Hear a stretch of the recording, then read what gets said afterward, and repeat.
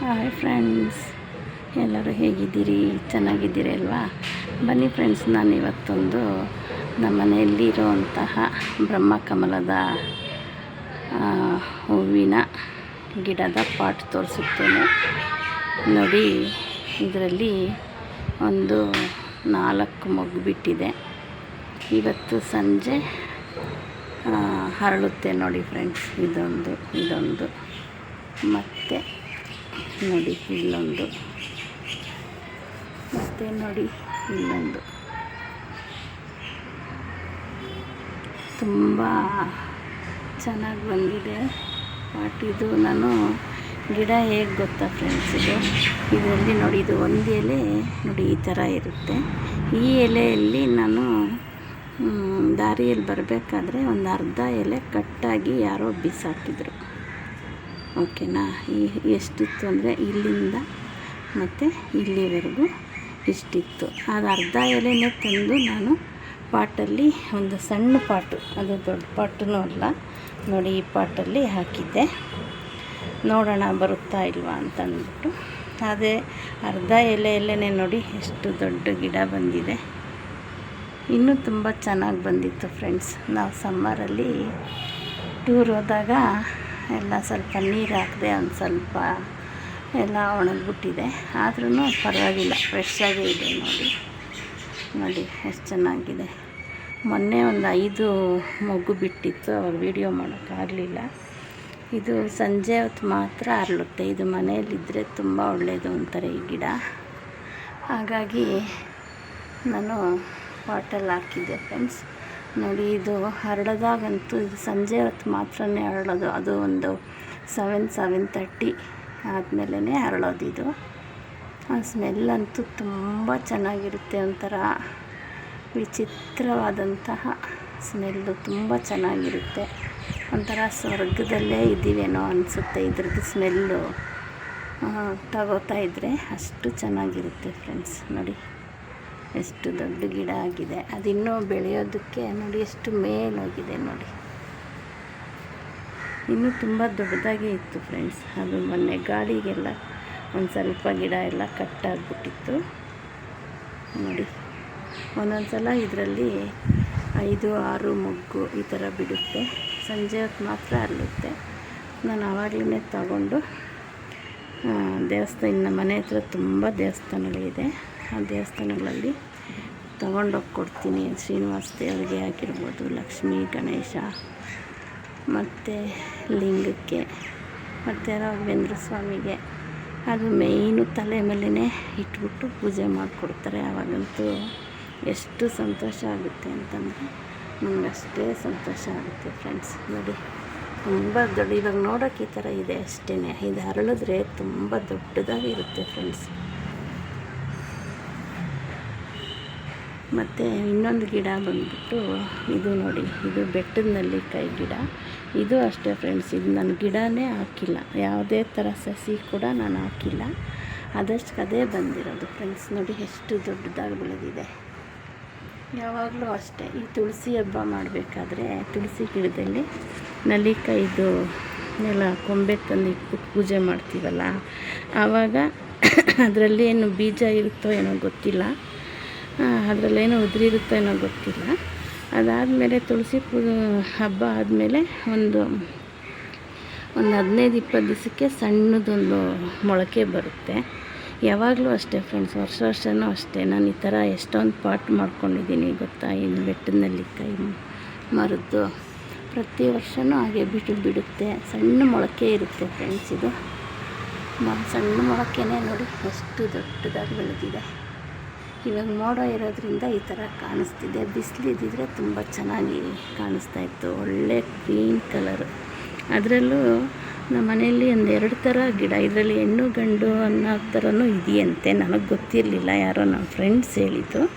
ನೋಡಿ ಇದು ಒಂಥರ, ಇದು ಮಾಮೂಲಿ ನಾವು ಇಡ್ತೀವಿ ನೆಲ್ಲಿಕಾಯಿ ಗಿಡ, ಇದು ಗಂಡು ಗಿಡ ಅಂತ ಹೇಳ್ತಾರೆ. ಹೆಣ್ಣು ಗಂಡು ಎರಡೂ ಬಂದಿದೆ ನೋಡಿ.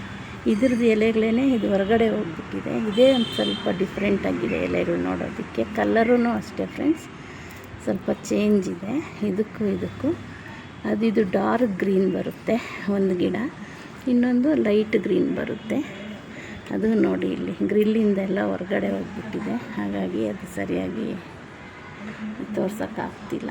ನೋಡಿ ಇದು ಇನ್ನೊಂದು ಒಂದು ಗಿಡ, ಇದೊಂದು ಗಿಡ, 2 ಗಿಡ ಬಂದಿದೆ ನೋಡಿ. ಎಷ್ಟು ಚೆನ್ನಾಗಿ ಬಂದಿದೆ ನೋಡಿ ಫ್ರೆಂಡ್ಸ್. ಇಷ್ಟು ಸಣ್ಣ ಗಿಡ ಇಷ್ಟು ದೊಡ್ಡದಾಗಿ ಬಂತಲ್ಲ, ಅದಕ್ಕೆ ಒಂದು ವಿಡಿಯೋ ಮಾಡಿ ನಿಮಗೆಲ್ಲ ತೋರಿಸೋಣ ಅನ್ನಿಸ್ತು ಫ್ರೆಂಡ್ಸ್, ಅದಕ್ಕೆ ಮಾಡಿದೆ. ಮತ್ತು ಇನ್ನೊಂದು ಗಿಡ ಇದೆ, ಅದು ತೋರಿಸ್ತೀನಿ ರೀ ಫ್ರೆಂಡ್ಸ್.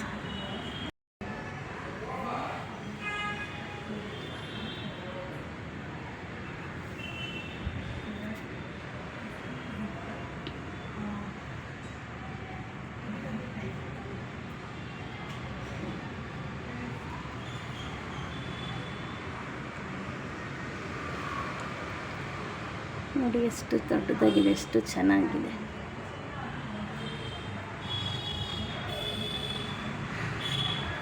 ಈ ಗಿಡದಲ್ಲಿ ಬ್ರಹ್ಮ ಸರಸ್ವತಿ ಇರ್ತಾರೆ ಅಂತ ಹೇಳ್ತಾರೆ ಫ್ರೆಂಡ್ಸ್. ಬ್ರಹ್ಮ ಕಮಲ ಈ ಹೂವಿನ ಹೆಸರು.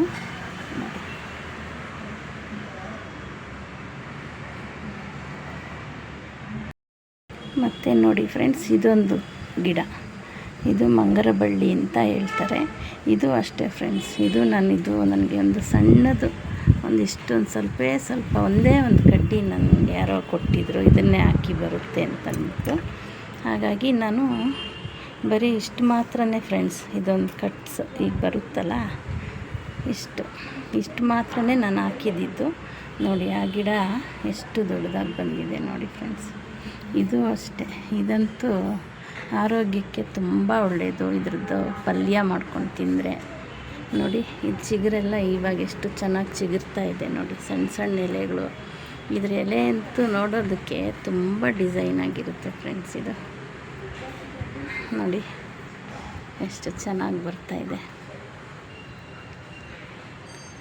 ಅದೊಂದು ಸಣ್ಣದೊಂದು ಪೀಸ್ ಹಾಕಿದ್ದಕ್ಕೆ ನೋಡಿ ಇಷ್ಟು ದೊಡ್ಡ ಗಿಡ ಬಂದಿದೆ. ಇನ್ನೂ ನೋಡಿ ಮೇಲವರೆಗೂ ಎಲ್ಲ ಹೋಗಿದೆ. ಈಗ ನೋಡಿ ಇದು ಮೂಳೆಗಳಿಗಂತೂ ತುಂಬ ಒಳ್ಳೆಯದಂತೆ. ಎಲ್ಲಾದರೂ ಈ ಸಣ್ಣ ಮಕ್ಕಳಿಗೆ ಆಗಿರ್ಬೋದು, ದೊಡ್ಡವ್ರಿಗೆ ಆಗಿರ್ಬೋದು, ಮೂಳೆ ಏನಾದರೂ ಕಟ್ಟಾಗ್ಬಿಟ್ಟಿರುತ್ತಲ್ಲ, ಅದಕ್ಕೆ ಆಯುರ್ವೇದಿಕ್ಕಲ್ಲಿ ಇದ್ರದ್ದು ಏನೇನೋ ಔಷಧಿ ಎಲ್ಲ ಮಾಡಿ ಕೊಡ್ತಾರಂತೆ. ನೋಡಿ ಇದು ಅದೇ ಥರನೇ ಇದೆ ನೋಡಿ ಫ್ರೆಂಡ್ಸ್, ಇಲ್ಲಿ ಕಟ್ ಥರನೇ ಇದೆ ನೋಡಿ ಈ ಥರ. ಅದಕ್ಕೆ ಇದಕ್ಕೆ ಹೆಸರು ಮಂಗರಬಳ್ಳಿ ಅಂತ. ಇದನ್ನು ಪಲ್ಯನೂ ಮಾಡ್ತಾರೆ ಮತ್ತು ಚಟ್ನಿನೂ ಮಾಡ್ತಾರೆ. ಅದು ಮಾಡ್ಕೊಂಡು ತಿನ್ನೋದ್ರಿಂದ ಮೂಳೆಗಳಿಗೆ ತುಂಬ ಶಕ್ತಿ ಬರುತ್ತೆ ಅಂತಲೂ ಹೇಳ್ತಾರೆ. ಮತ್ತು ಈ ಜಾಯಿಂಟ್ ಪೇಯ್ನಿಗೇನೂ ಅಷ್ಟೇ, ಪೇಯ್ನ್ ಇರೋರು ಇದ್ರದ್ದು ಪಲ್ಯ ಮತ್ತು ಚಟ್ನಿ ಎಲ್ಲ ಮಾಡ್ಕೊಂಡು ತಿಂದರೆ ಜಾಯಿಂಟ್ ಪೇಯ್ನ್ ಎಲ್ಲ ತುಂಬ ಕಮ್ಮಿ ಆಗುತ್ತೆ ಅಂತ ಹೇಳ್ತಾರೆ. ಆಯುರ್ವೇದಿಕ್ಕಲ್ಲಿ ಇದು ಇನ್ನೂ ತುಂಬ ಔಷಧಿಗಳಿಗೆಲ್ಲ ಉಪಯೋಗಿಸ್ತಾರೆ ನೋಡಿ ಫ್ರೆಂಡ್ಸ್. ನೀವು ಅಷ್ಟೆಲ್ಲಾದರೂ ಸಿಕ್ಕಿದ್ರೂ ಸರಿ, ಇದೊಂದು ಸಣ್ಣದೊಂದು ಪೀಸ್ ತಂದು ನಾವು ಪಾಟಲ್ಲೇ ಹಾಕಿದ್ರೂ ಕೂಡ ತುಂಬ ಚೆನ್ನಾಗಿ ಬರುತ್ತೆ ಫ್ರೆಂಡ್ಸ್. ಇದು ನೋಡಿ ಈ ಥರ ನೋಡಿ, ಇದೊಂದು ಹೊಸ ಬಳ್ಳಿ, ಇದು ಎಷ್ಟು ಚೆನ್ನಾಗಿ ಬರ್ತಾಯಿದೆ ನೋಡಿ. ಇದೆಲ್ಲ ಇನ್ನೂ ತುಂಬ ಎಲ್ಲ ದೊಡ್ಡದಾಗಿ ಆದಮೇಲೆ ಇದ್ರದ್ದು ನಾನು ಪಲ್ಯ ಆಗಿರ್ಬೋದು, ಚಟ್ನಿ ಆಗಿರ್ಬೋದು ಮಾಡಿಬಿಟ್ಟು ನಿಮಗೆ ತೋರಿಸ್ತೀನಿ. ನನ್ನ ವೀಡಿಯೋಗಳೆಲ್ಲ ನೋಡ್ತಾ ಇರಿ ಫ್ರೆಂಡ್ಸ್. ಹಾಗೆ ಯಾರ್ಯಾರು ವೀಡಿಯೋ ನೋಡ್ತಾ ಇದ್ದೀರೋ ಎಲ್ಲರೂ ಸಬ್ಸ್ಕ್ರೈಬ್ ಮಾಡ್ಕೊಂಡು ನೋಡಿ ಫ್ರೆಂಡ್ಸ್. ನಿಮಗಿನ್ನೂ ಬೇರೆ ಬೇರೆ ಗಿಡಗಳ ಬಗ್ಗೆ ಎಲ್ಲ ತಿಳಿಸ್ತೀನಿ. ಈ ಸದ್ಯಕ್ಕೆ ನನ್ನ ಹತ್ರ ಶೋ ಗಿಡಗಳಿದೆ, ಮತ್ತು ದೇವರ ಗಿಡಗಳು ಮತ್ತು ಹೆಲ್ತ್ಗೆ ಬೇಕಾಗಿರೋಂಥ ಗಿಡ ಅಂತಂದರೆ ಸದ್ಯಕ್ಕೆ ಇಷ್ಟೇ ಇರೋದು ನನ್ನ ಹತ್ರ ನೋಡಿ ಫ್ರೆಂಡ್ಸ್.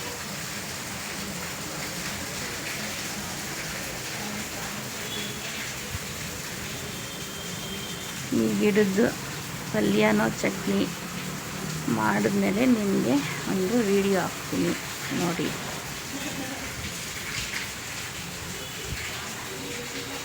Thank you.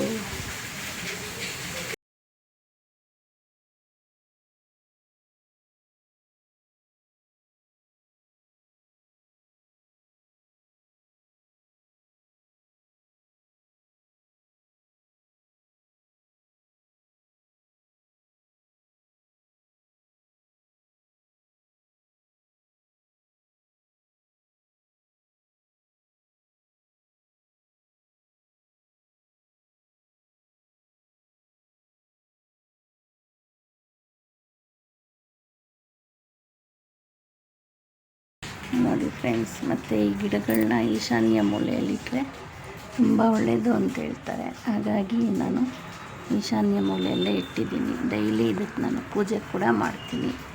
ಸಂಜೆ ಹೊತ್ತು ಇಲ್ಲಿದ್ರ ಹತ್ರ ದೀಪ ಹಚ್ಚಿದ್ರೂ ತುಂಬ ಮನೆಗೆ ತುಂಬ ಒಳ್ಳೆಯದು ಅಂತ ಹೇಳ್ತಾರೆ ಫ್ರೆಂಡ್ಸ್. ಹಾಗಾಗಿ ನಾನು ನೋಡಿ ಈಶಾನ್ಯ ಮೂಲೆಯಲ್ಲಿಟ್ಟು ಇದಕ್ಕೆ ನಾನು ಡೈಲಿ ಪೂಜೆ ಮಾಡ್ತೀನಿ. ಇದರಿಂದ ತುಂಬ ಒಳ್ಳೆಯದಾಗಿದೆ.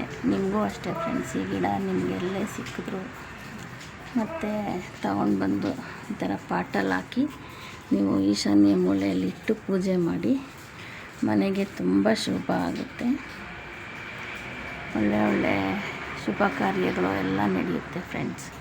ಈ ಗಿಡ ಮನೆಯಲ್ಲಿದ್ದರೆ ಧನಲಕ್ಷ್ಮಿನೂ ಅಷ್ಟೇ ಖುಷಿಯಾಗಿ ಬರ್ತಾಳೆ ನಮ್ಮ ಮನೆಗೆ. ನೋಡಿ, ಅದರಲ್ಲೂ ಬೆಟ್ಟದ ನೆಲ್ಲಿಕಾಯಿ ಮರದಲ್ಲೇ ಅಲ್ವಾ ಲಕ್ಷ್ಮೀ ಇರೋದು.